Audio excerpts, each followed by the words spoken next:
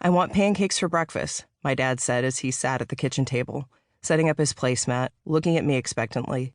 We were in my childhood home in King City, Missouri, a town of just over 1,000. A town that shaped me, but not nearly as much as the man in front of me had. My father was the strongest person I'd ever known.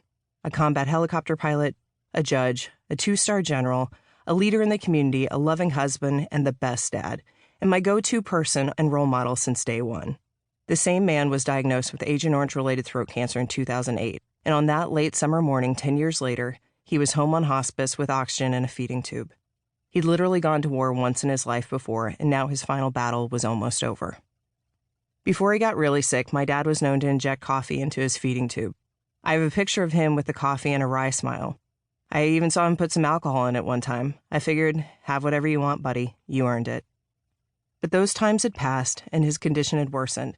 It was shattering to watch my dad's physical decline, especially depending on how he was feeling. He was used to being the go-to person and taking care of everyone else, so it was hard for him to ask for help. My dad and I had related and worked together well for his care because I thought about what I would want in his situation to preserve my dignity and independence. I talked to him like a person and explained how allowing help for himself also helped give my mom peace of mind and prevented her from feeling guilty if he got hurt, which made sense to him. If we miscalculated the risk, it would affect others, not just him. That says something about his character. He was thinking of others, even as his own clock was winding down. Because of the tumor growing and subsequent feeding tube, on that morning, pancakes were definitely out of the question. He had had the tube for over a year, and he'd never once complained about not being able to eat. Occasionally, he'd say something smelled good, but that was it. He was usually content holding my baby niece Josie, or JT as he liked to call her during meals. And we had the process down to a system. He liked the formula for the tube heated up for exactly 14 seconds. Feeding tube formula is essentially a protein shake like Ensure. There's a tube that goes down the throat into the stomach. You fill a 50cc syringe with the formula and then inject it into the connector to the tube. The liquid goes straight to the stomach, which is why my dad always wanted it heated up. It upset his stomach if it was cold. After my dad was on hospice, our family had a rule. If you got up in the middle of the night, no matter the reason, you had to check on him.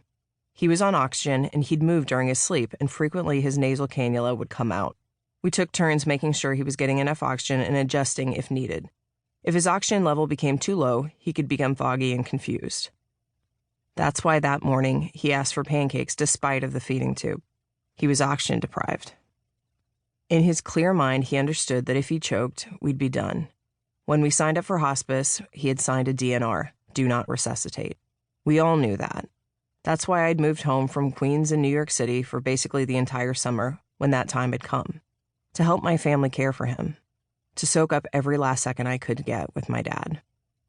My dad and I were always the type A's in our family, scheduled, regimented people, which I brought with me when I moved back to Missouri for those months when he was on hospice.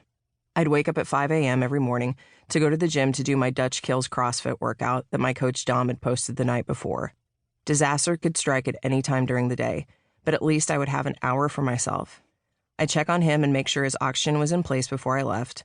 Then I'd walk the block to the gym in my hometown, work out, walk back, check on him again, and take a shower. Around then, he'd start to stir. I'd help him with his feeding tube feeding, and then get him into his chair, which is where he'd be for the day. I'd get my laptop and I'd work at the coffee table all day, so I was available to help him if he needed anything.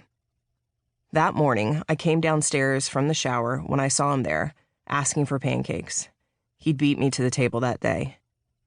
"Dad, there's nothing more I want to do in this world than give you pancakes, but you know you can't have them," I said.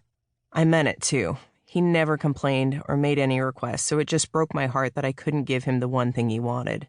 "If you choke, we're done, and I don't think we're ready to be done yet." "Oh, yes, I can have them," he said. "Matt said I could." Matt, my brother, is a nurse, and he was a huge part of the team taking care of my father.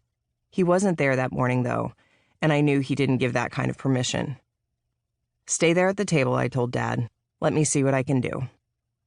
I walked over to the microwave and heated up his formula, 14 seconds on the dot. Then I sat it down in front of him on the placemat in between the silverware he'd neatly set up. "What's that?" "That's your syrup," I told him,